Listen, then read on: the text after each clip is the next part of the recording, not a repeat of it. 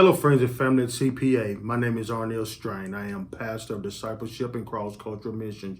Just wanted to invite you for our second week Bible reading plan, as we will be reading this week Matthew chapter 9 through chapter 15, but also looking at Psalms 3, 4, and 5.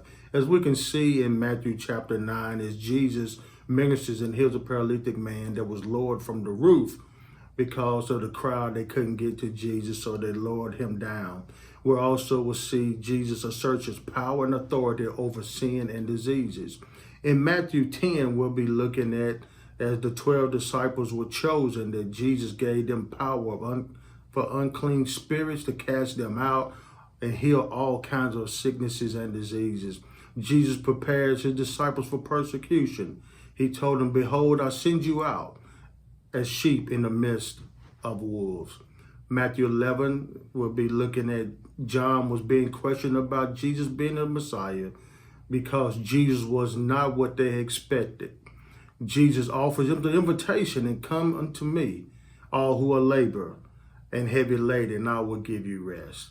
In Matthew 12, we'll see that the religious leaders still continue to reject Jesus. But Matthew 13, Jesus is teaching in parables. He's talking about sowing seed. He talks about parable of the mustard seed, parable of the wheat and tare, but also parable of hidden treasures.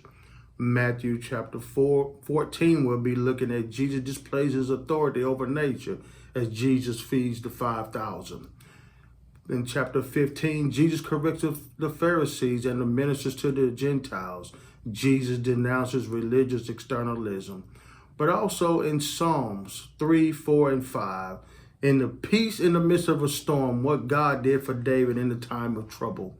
David talks to God and to men, the passion of David's cry to the Lord. He needed God's attention to his present problems.